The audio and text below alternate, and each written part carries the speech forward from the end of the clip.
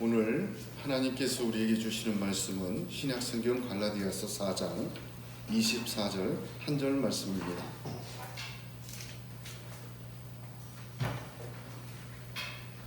신약 307페이지 갈라디아서 4장 24절 한 절 말씀, 저와 여러분이 한 목소리로 같이 봉독하겠습니다. 이것은 비유니 이 여자들은 두 언약이라. 하나는 신의 산으로부터 종을 낳는 자니 곧 하갈이라. 아멘.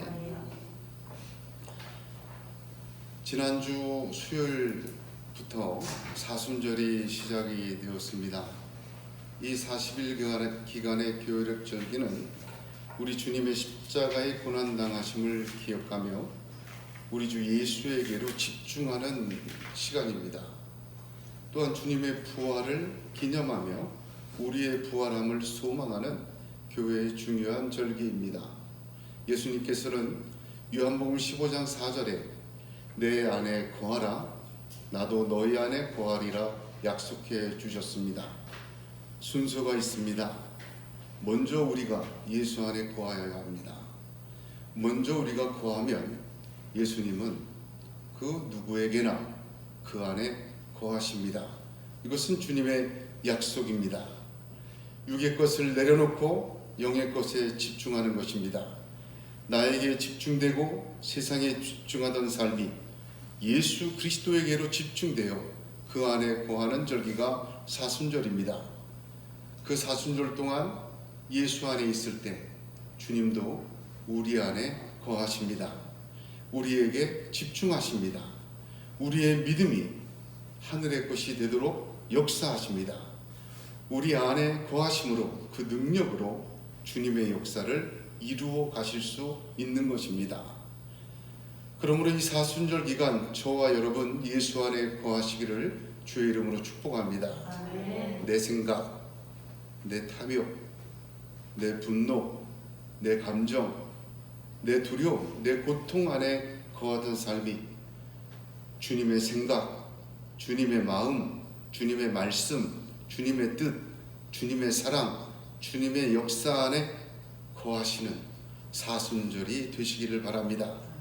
거기에서 주님의 부활하심이 우리의 소망과 소망이 되고 우리의 부활로 이어질 줄로 믿습니다. 이 사순절 동안 그리함으로 우리의 약함이 하나님의 강함으로, 우리의 고통이 하나님의 면류관으로, 우리의 교만이 주님의 겸손으로 변하여지는 성령의 역사 가득 나타나기를 주님의 이름으로 축복합니다.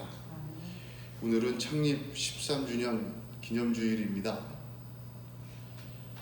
하나님께서 영광 받으시기를 소망합니다.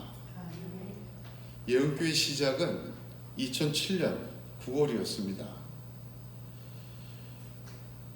계속 기도하는 중에 성령께서 몇 달 동안 지속적으로 잠을 못 잘 정도로 감동을 주셔서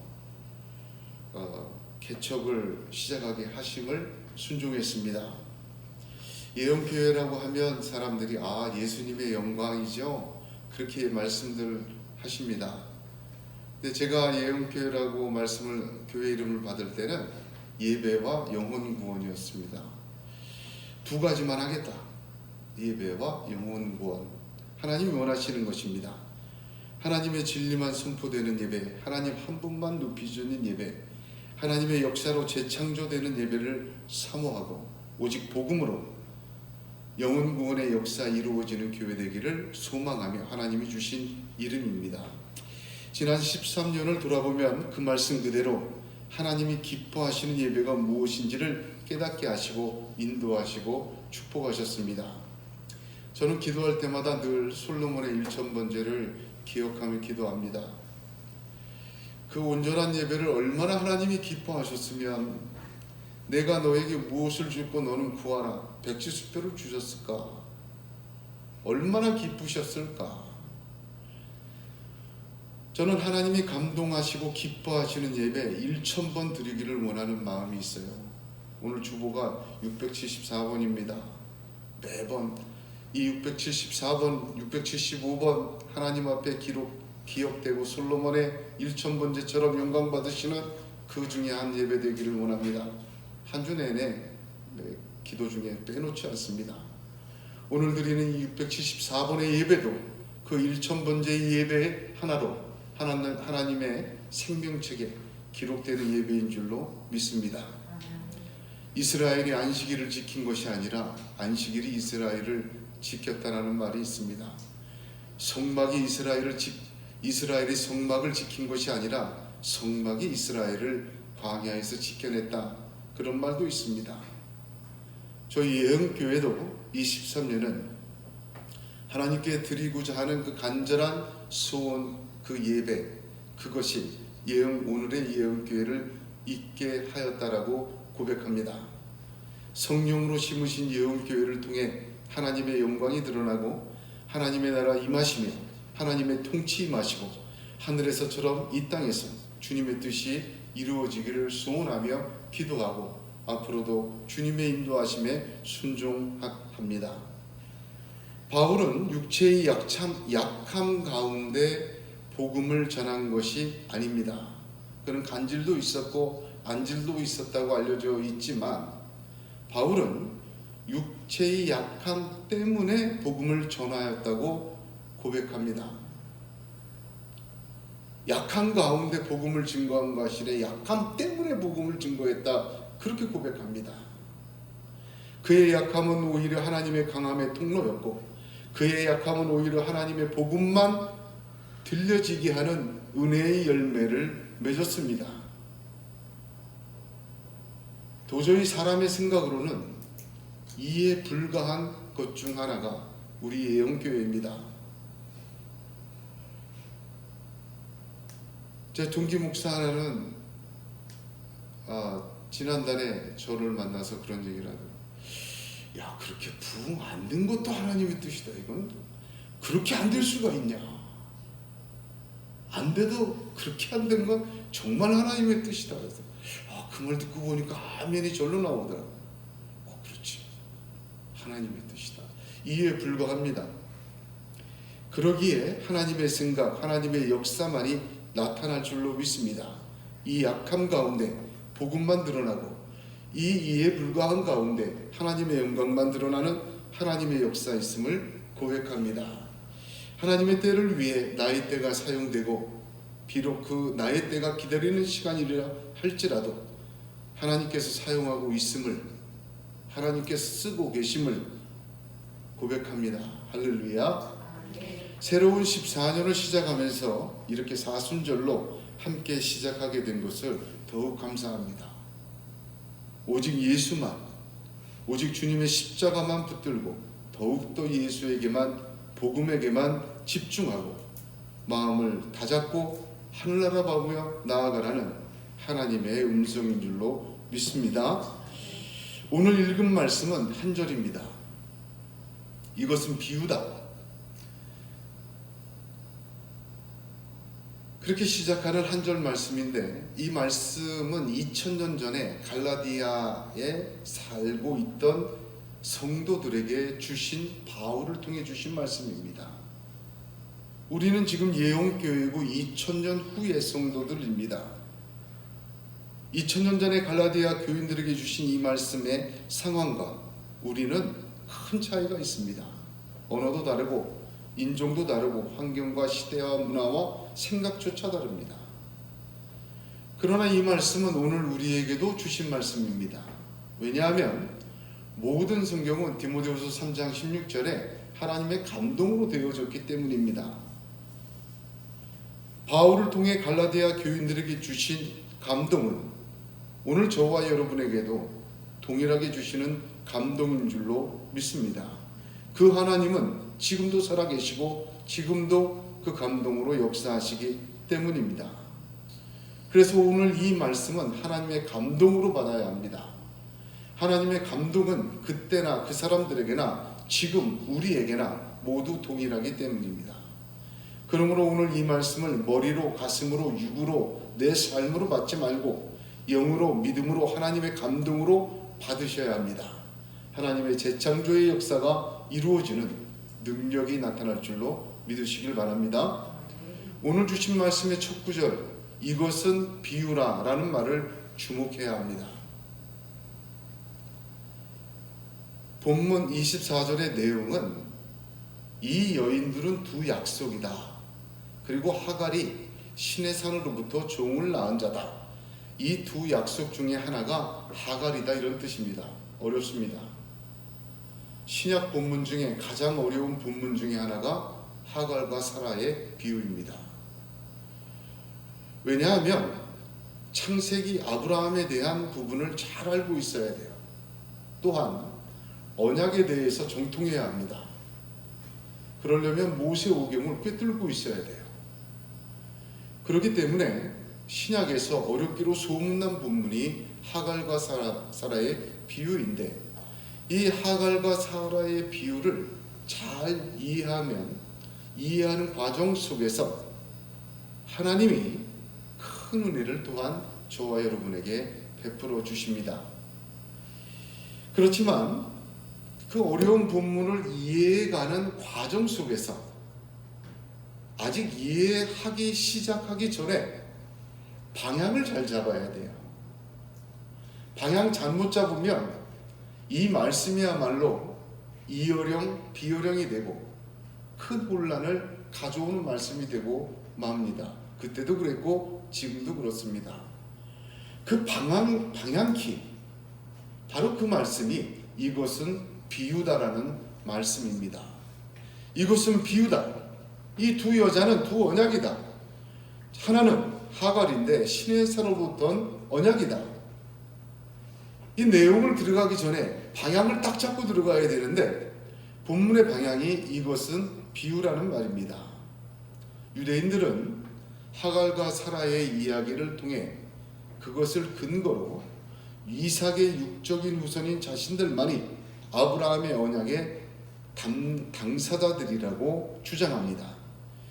또한 유대인에서 예수 믿은 유대인 그리스도인들 중에 거짓 교사들은 하갈과 사라의 이야기를 통해 유대인들의 주장을 수용해서 갈라디아 교회에 전하였습니다. 예수 믿고 구원받았다. 너는 이방인이어도 구원받은 것. 오케이, 맞다. 바울이 전한 복음 맞은 것이다. 그러나 그것으로 충분하지 않다. 바울의 복음은 초보적인 것이고, 예수 믿고 구원받았으면 이제 그 다음 아브라함의 언약에 후손되어야 된다. 하갈과 사라의 이야기를 봐라. 아무리 아브라함의 씨라도 언약 속에 들어오지 않으면 그 축복을 못 받는다. 그럼 어떻게 언약 속에 들어오느냐? 이삭을 봐라. 할례를 받아야 한다. 절기를 지켜야 한다. 율법을 지켜야 한다. 이렇게 가르쳐 놨어요. 갈라디아 교회는 심각한 혼란에 빠져들었습니다. 비록 믿음으로 구원 얻었지만 삶은 이삭으로 이어진 율법의 구별과 할례와 절개와 같은 삶을 살아야 이삭의 계열에 들 수가 있다. 그렇게 얘기한 겁니다. 하갈과 사라의 이야기는 로마서 9장에도 기록이 되어 있어요. 지난주에도 말씀드렸지만 로마서는 1장에서 8장까지가 교리고 12장부터 16장까지가 실천, 삶이에요. 그 가운데 9장, 10장, 11장은 이스라엘의 구원에 대한 이야기인데 없어도 되는 얘기다. 왜 그걸 넣었을까? 로마서 9장에도 갈라디아서 4장에도 신약 성경 고린도 전서, 고린도 후서 곳곳에도 하갈과 사라의 이야기가 계속 비유가 됩니다. 왜 그렇습니까? 이 이야기가 거짓 교사들의 신학의 근거였기 때문에 초대 교회를 믿음 안에서, 신앙 안에서 혼란시켜버리고 변질시켜버린 핵심이기 때문에 계속해서 다루는 것입니다. 먼저 이것은 비유다라고 할 때 이것이 무엇을 가리킵니까? 바로 위에 22절과 23절을 가리킵니다. 22절, 23절을 제가 읽어보겠습니다. 기록된 바 아브라함에게 두 아들이 있으니 하나는 여종에게서 하나는 자유 있는 여자에게서 낳다 하였으며 여종에게서는 육체를 따라 낳고 자유 있는 여자에게서는 약속으로 말미암았느니라. 그것을 가리킵니다. 이것은 비유다라는 거예요. 바로 그 얘기가 22절, 23절은 지난주에 강해를 한 것처럼 기록된 바라고 쓰여 있지만 성경의 기록을 그냥 옮긴 게 아니라 요약한 거예요. 그리고 23절에 육체를 따라 났다, 자유를 약속으로 말미암았다, 이 해석은 누구들의 주장이라고 했어요? 유대 갈라디아 교회에 들어온 거짓 선지자들의 근거, 하갈과 사라의 이야기에 대한 해석, 그 해석을 두 절로 압축을 한 거예요. 그래서 이것은 비유다, 이것은 바로 거짓 유대 교사들의 주장, 성경 해석을 가리킵니다.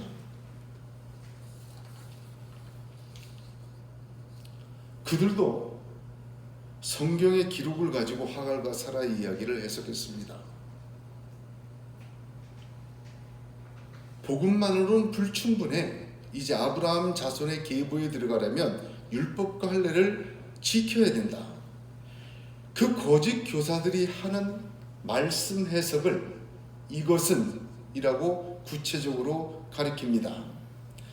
다른 복음을 뿌린 그들의 성경 보는 방법, 그들의 성경 해석, 그들의 근거를 한마디로 요약한 것이 22절, 23절이고, 이것은 비유라 할 때 이것은 바로 그것을 가리킵니다. 그래서 풀어서 말하면 그 거짓 교사들이 구약의 하갈과 사라의 이야기를 가지고 말한 그 성경 해석은 비유다, 이런 뜻입니다. 이제 비유라는 말을 이해해야 합니다. 비유라는 말의 원어는 알레고르메나, 우리가 알레고리 하잖아요. 근데 이것은 헬라어 원어 성경을 보면 수동태 분사로 기록되어 있습니다. 그래서 이 헬라어 원문은 이것은 비유니라를 직역하면 이런 뜻입니다. 그들의 성경 해석은 비유적으로 해석되어지고 있다라는 뜻이에요. 거짓 교사들은 비유적으로 이 하갈과 사라의 이야기를 해석하여 풀었다는 말입니다. 그래서 이것은 비유니라는 말은 이 모든 것이 지금 비유적으로 해석되어지고 있다. 하갈과 사라의 이야기가 그런 뜻입니다. 그 당시에 주 1세기 기원전 주 1세기 2세기에 유대인들이 연구해 놓은 성경 이야기, 성경 해석서 엄청 많습니다.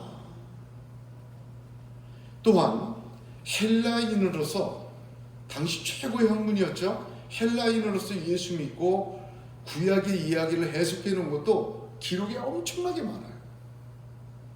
그런데 초대교회 안에, 복음으로만 세워진 초대교회 안에 그런 가르침들이 쏟아져 들어오기 시작했습니다. 다 성경 이야기예요. 들어보니까 이거 정말 맞거든. 그러나 성경은 그것들을 뭐라고 얘기합니까? 다른 복음이라고 얘기합니다. 복음 같은데 다른 거다.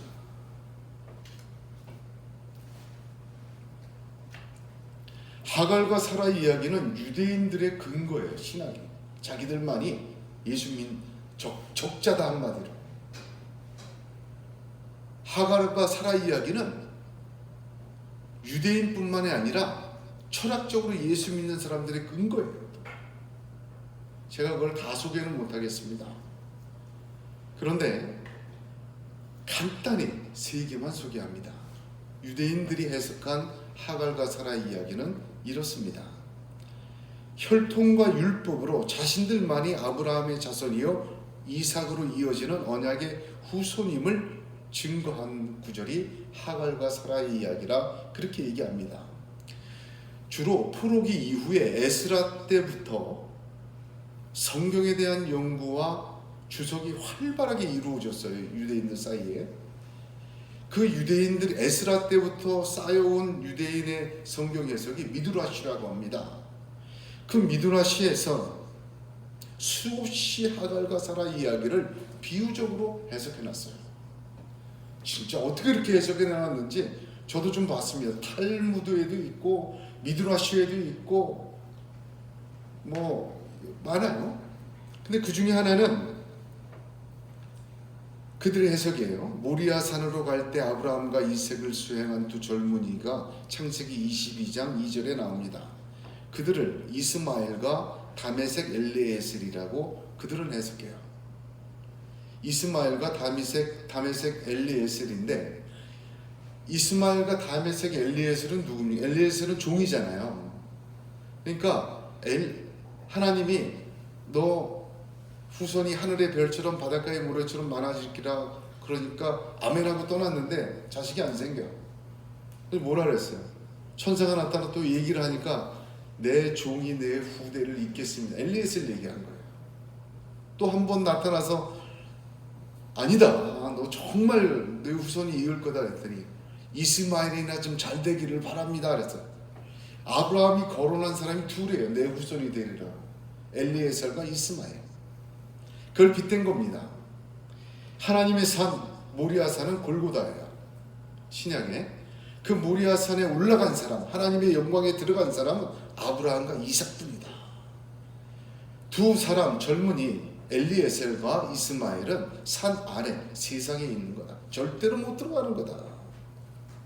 그렇게 해석하는 겁니다. 근데 그 밑에서 이스마엘과 엘리에셀이 싸우고 있대요. 뭐냐면 이스마엘은 내가 아브라함의 장자 아니냐. 그러니까 아브라함의 후손은 나다. 진짜 이어갈 자는 나다라고 주장하니까 엘리에셀이 옆에 있다가 아브라함에게 쫓겨난 사람이 무슨 말을 다 해. 나는 아브라함 옆에서 지금 너도 보고 이삭도 보고 꾸준히 섬긴 사람이야. 아브라함도 자기 입으로 얘기했어. 내가 자기의 모든 걸 이을 거라고. 그렇게 싸웠대. 굉장한 비유가 있어요. 이게 다 해석을 못하게. 재미있는데 시간이 없어서 해석은 다 못합니다. 싸우고 있는데 성령이 나타나서 이렇게 얘기했다고 합니다. 너희 둘 중 누구도 상속하지 않을 것이다.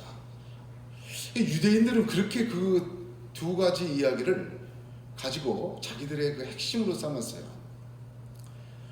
1세기에 가장 철학적으로 교회에 영향을 미친 사람이 누구냐면 알렉산드리아의 필로라는 사람입니다.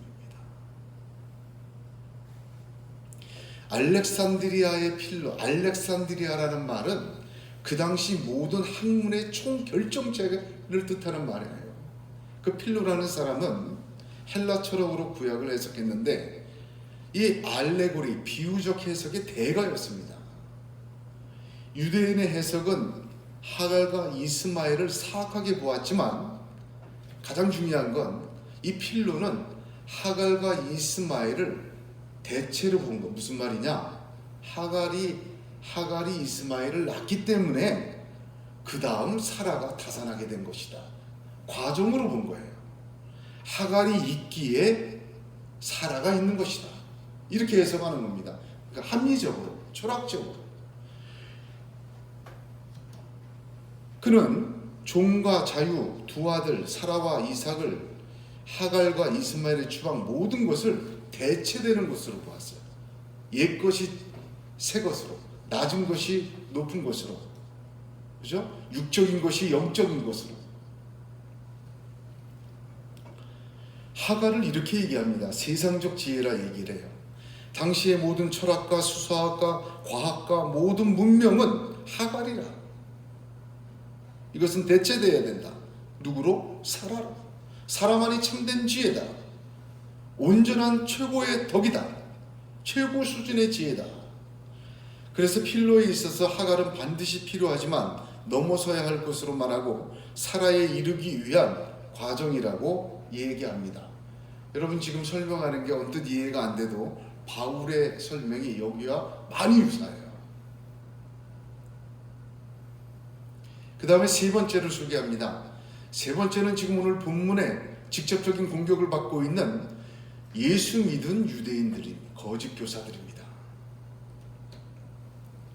그들은 혈통적으로 언약의 자손이 아니지만 이방인인 너 갈라디아 사람들아 예수 믿고 구원받았으니 이제 그 구원의 신분을 유지하거나 그 구원의 언약을 계승하려면 너의 구원을 완성하려면 그 언약적 축복의 속에 들어가려면 이삭의 삶의 방식을 가져야 한다. 그렇게 가르쳤어요. 바울의 복음 전도는 초보적인 거야. 바울 봐. 12사도 중에 하나도 아니야. 바울 자신을 공격했죠? 바울의 복음은 초보적이고 대체되어야 되는 것으로 가르쳤어요. 이 거짓 교사의 핵심 주장입니다. 그런데 바울이 갈라디아서에서 그 얘기를 뭐라고 얘기합니까? 다른 복음이라고 규정합니다. 저주를 받을지어다. 그렇게 퍼부어요. 왜냐하면 누구든지 너희가 받은 것 외에 다른 복음을 받으면 저주를 받을지어다. 어떤 것도 그리스도의 복음, 사도들이 전한 복음, 성경에 기록된 복음에 하나라도 더하거나 빼는 것은 다른 복음이라고 규정합니다. 여러분, 이게 왜 중요합니까? 여러분, 이것을 저주받을 거라고 강력하게 얘기하는 이 말이 왜 오늘 우리에게 울려 퍼져야 합니까? 우리는 너무나도 잘 허용하기 때문입니다. 예수의 피 묻은 복음 위에 먼지 한 톨이라도 더하거나 빼면 안 됩니다. 왜? 갈라디아서에서 뭐라고 얘기하면 변질시킨다 그랬어요. 복음을 포기하고 복음이 복음이 거부되는 게 아니라 변질시켜나가는 거예요. 누룩이란 말입니다. 다른 복음은 복음처럼 보이지만 복음을 더 강화하고 세우는 것처럼 보이지만 예수의 복음을 변질시킵니다. 바울은 갈라디아서 1장 10절에 이제 내가 사람들에게 좋게 하랴, 하나님께 좋게 하랴, 사람들에게 기쁨을 구하랴, 내가 지금까지 사람들의 기쁨을 구하였다면 그리스도의 종이 아니니라. 할렐루야. 주님의 피 묻은 복음에 사람이 기뻐하고 반기는 생각과 이해와 교훈을 성경적으로 포장하여 필로처럼 미드라시처럼 전하면 박수 받습니다. 못 들어본 소리인데 사람들이 와합니다. 그러나 이것은 다른 복음입니다. 그리스도의 복음 외에 어떤 것도 더하거나 감해서는 안 됩니다. 왜냐하면 복음은 순전해요. 순전한 거는 조금만 누룩이 들어와도 상해버립니다. 의도가 좋든 좋지 않든, 그게 합리적이든 이해가 가든 안 가든 그것은 안 됩니다. 아무리 사람의 지혜가 뛰어나도 하나님의 지혜만 못한 것입니다. 고린도전서 1장 21절에 바울은 하나님의 지혜에 있어서는 이 세상이 자기 지혜로 하나님을 알지 못한다 하였습니다. 고린도전서 1장 25절에 하나님이 미련한 것이 사람보다 지혜 있고 하나님의 약한 것이 사람보다 강하다 하였습니다. 하나님의 지혜를 우리가 어찌 당하겠습니까? 그래서 그 뛰어난 바울도 내 말과 내 전도함이 지혜의 권하는 말로 하지 아니하고 다만 성령의 나타남과 능력으로 하여 너희 믿음이 사람의 지혜에 있지 아니하고 다만 하나님의 능력에 있게 하려 하였노라 말하였습니다. 그리스도의 십자가 외에는 그래서 다 배설물로 여긴 것입니다. 저와 여러분도 이러한 믿음이 있기를 원합니다. 사람의 말과 지혜에 있는 믿음 허무해요. 하나님의 역사와 하나님의 능력이 나타나는 믿음, 하나님의 지혜에 있는 복음만 붙드는 믿음입니다. 제가 그런 감동을 받고 내가 구약도 묵상하고 매일 다 하지만 구약, 시편, 예언서, 역사서, 신약 다 묵상하고 또 설교 늘 매일 하지만 안 되겠다. 사복음서를 묵상해야 되겠다. 월요일날 마태, 화요일날 마가. 누가 요한 4일만, 나머지는 주일 준비하고 딴 거 해야 되니까, 기도도 해야 되니까 그렇게 해야 되겠다. 그래서 이제 그걸 시작을 했어요. 그걸 시작을 해서 이제 사복음서 묵상을 일주일에 한 바퀴 도는데 한 바퀴 못 돌아요. 이게 걸리면 또 오래 가서 한 주에 한 복음서 갈 때도 있고 어쩔 때는 복음. 저는 좀 차이가 있어요. 근데 그렇게 묵상하는 중에 어느 날 전혀 전화도 통화도 안 했던 요 죽전에 있는 우리 동기 목사님, 저보다 한참 형님이신데 은퇴 다 된 분인데 갑자기 전화를 했어요. 10몇 년 동안 전화 안 했는데 전화했더니 김 목사 혹시 사복음서 묵상하나? 아 그럼요. 매주 하루에 한 복음서씩 합니다. 그래. 그분이 청독하는 분이거든요. 그래서 이제 저보고 그러더니 야 그래. 내가 우리 시찰 내가 아는 사람 다 지금 한 200명 전화를 해봤어. 사복음서 묵상하니까 네가 처음이야 대답할게. 할렐루야 그러더니 만나자. 만났습니다. 만나서 같이 은혜와 교제를 나누었는데 여러분 사복음서가 묵상의 주가 되면 달라집니다.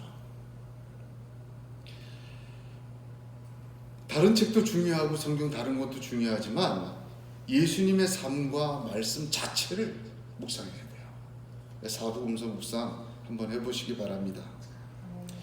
바울은 복음 외에 뭐가 더 필요하다거나 복음이 완전하고 충분하지 않다는 이 얘기를 다른 복음이라고 해요.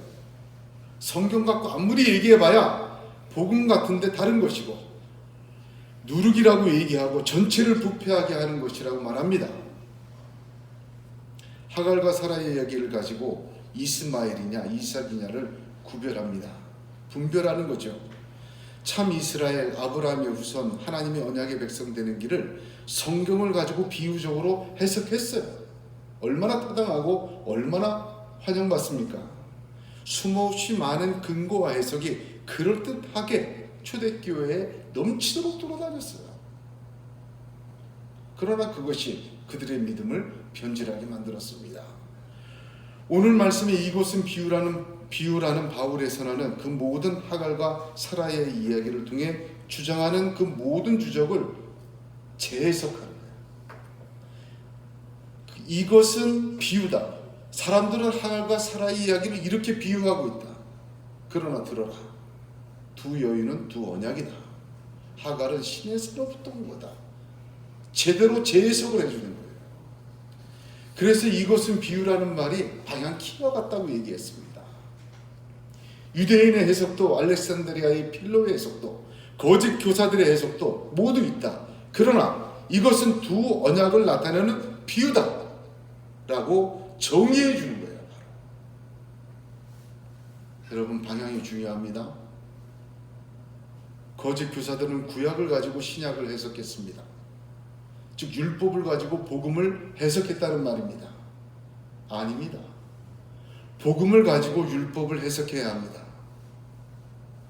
모세로 예수를 설명하지 말고 예수로 모세를 이해해야 합니다.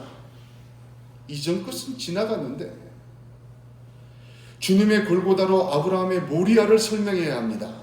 하나님의 나라로 이스라엘을 이해해야 합니다. 위의 예루살렘으로 땅의 예루살렘을 말해야 합니다. 영으로 육을 말해야 하고 육으로 영을 설명하려고 덤벼들지 말아야 합니다. 육으로 영을 설명하면 할 수가 없어요. 그러니까 억지로 갖다 맞추죠. 이해시켜야 되니까. 이 방향성, 이 키는 매우 중요합니다.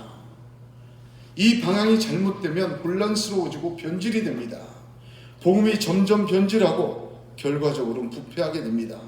같은 성경 안에서 말씀이라도 이런 방향을 가지고 있으면 세상의 초등학문으로 다시 돌아가게 된다는 말입니다.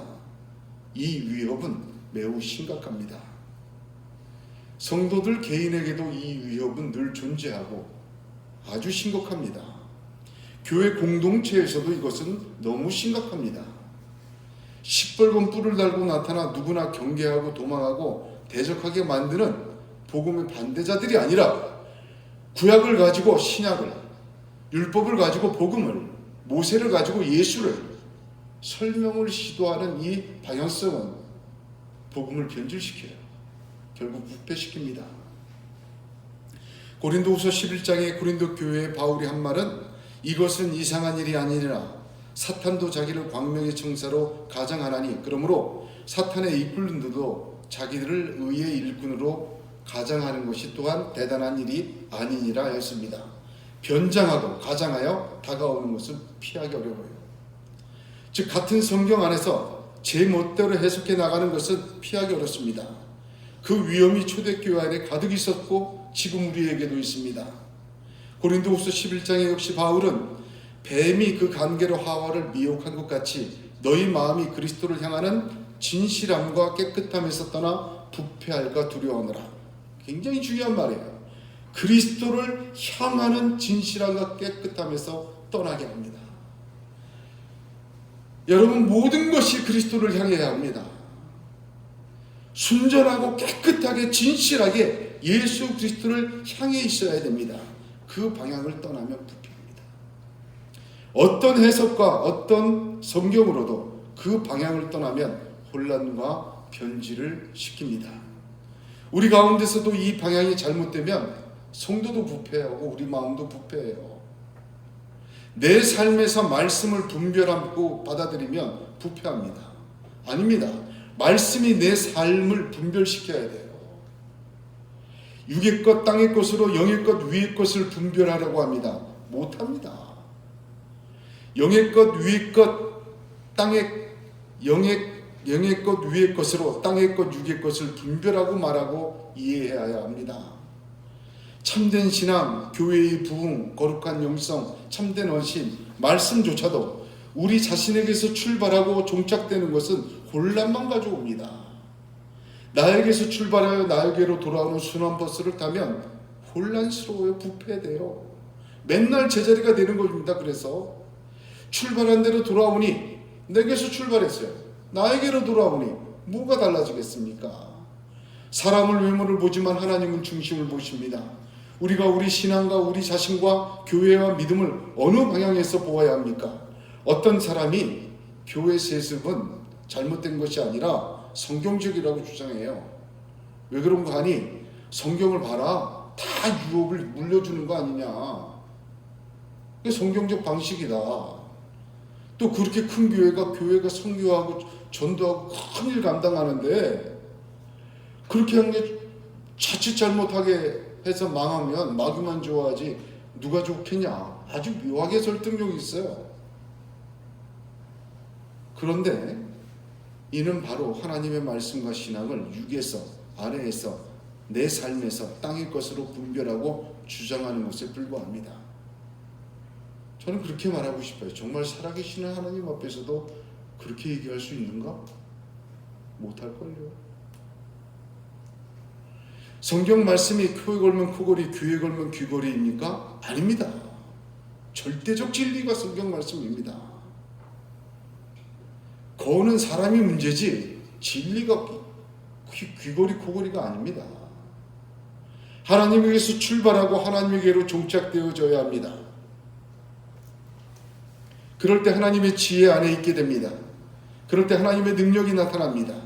인간의 지혜와 인간의 설득과 논리가 아니고 하나님의 지혜와 논리와 하나님의 역사가 세워져야 됩니다. 오직 예수, 오직 복음을 통해서 보시기 바랍니다. 예수를 통해 이해하십시오. 나 자신도, 내 가족도, 내 삶도, 우리 교회도 세상의 소리를 한번 들어보면 다 얘기를 해요. 세상의 소리가. 세상의 소리가 예수도 말하고 성경도 말하고 교회도 말하고 참 신앙은 이런 거라고 떠들어댑니다. 돌들이 소리를 질러요. 얼마나 타당합니까? 얼마나 공감 갑니까? 그러나 그 모든 것은 자기 자신들에게 출발하여 자기 자신들에게로 돌아가는 생각이요 방향입니다.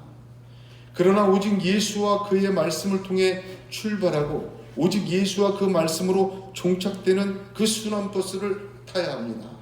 예수와 함께 출발하고 예수께로 돌아가는 순환버스를 타면 그 돌고 도는 과정 중에 성령이 역사하십니다. 세상의 지혜에서 하나님의 지혜로 바뀌게 됩니다. 세상의 해석에서 성령의 해석으로 돌들의 소리에서 참 산돌이신 예수의 소리로 바뀌어지는 것을 믿으시길 바랍니다. 우리는 알 수가 없어요. 천국은 사람이 씨를 땅에 뿌린 것 같으니 밤낮 자고 깨는 중에 알지 못하나 열매를 맺는 것이에요. 우린 몰라요. 그러나 예수로 출발하고 예수로 종착하는 그 방향을 갖고 있으면 하나님이 우리는 모르는 가운데 하나님의 사람, 하나님의 재창조 완성해 가실 줄로 믿습니다. 우리 자신도 마찬가지예요. 하나님의 뜻을 어떻게 해석합니까? 누가 이런 말을 해도 누가 저런 말을 해도 오직 성경과 오직 말씀, 오직 그것에서 출발하고 그것으로 돌아오는 것만이 저와 여러분의 온전한 방향인 줄로 믿습니다. 오직 예수로 시작하여 예수로 도착하는 가운데 우리의 바람과 같이 가고 오지 못하는 인생, 진토와 같은 인생, 흙으로 돌아가고 많은 인생이 하나님의 손에 붙들려 그 능력으로 하나님의 영광스러운 재창조됨을 믿으시기를 바랍니다. 누가복음 24장에 엠마오로 가는 두 제자가 있었습니다. 그들은 예수의 제자였지만 예수님의 십자가의 죽음을 보고 아래로부터 자신으로부터 율법으로 예수를 해석합니다. 우리는 이 사람이 이스라엘을 속량할 자라고 바란노라 이렇게 얘기를 해요.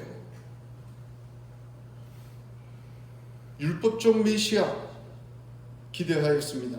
그들은 주님의 제자였지만 십자가의 죽음은 그들에겐 패배였어요. 메시아라면 왕으로 나타나야 되는데 허무하게 죽어버렸다는 거예요. 끝났다는 거예요. 더욱이 그의 부활의 소식조차 그들은 믿지 못하였습니다. 모든 것을 율법과 자기 자신에게서 시작하면 이렇게 믿지 못하게 됩니다. 아니 믿을래야 믿어지지가 않는 것입니다. 결국 자기 자신에게로 돌아가며 육의 사람으로 돌아가고 내리게 됩니다. 그들에게 예수님이 미련하고 선지자들이 말한 모든 것을 마음에 더디 믿는 자들이여, 이어서 모세와 모든 선지자의 글로 시작하여 모든 성경에 쓴 바 자기에 관한 것을 상세히 설명하시려 합니다. 그러자 그들의 마음은 뜨거워지고 그들의 인생의 발길은 엠마오로 향하다 예루살렘으로 바뀌게 됩니다. 방향이 중요합니다. 복음을 통해 나를 보고 예수를 통해 모든 것을 이해하고 말하고 분별하고 해석하고 받아들이고 믿어지기를 축복합니다. 그 예수 안에 있는 그 믿음과 선택 속에서 하나님은 하나님의 손으로 창조하신 우리를, 죄악 가운데서 멸망의 자식이 된 우리를 다시 구원하시고 하나님의 영광스러운 자녀로 만들어 주실 것입니다. 하나님의 자녀와 백성으로 우뚝 세워지게 될 것입니다.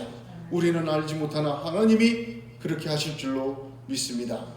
이 사순절 첫 번째 주일, 저와 여러분의 시작이 예수와 복음, 저와 여러분의 종착이 오직 예수와 오직 복음으로 되어져 하나님의 능력과 역사가 나타나는 믿음의 시간 되시기를 우리 주 예수의 이름으로 축복합니다. 기도하겠습니다.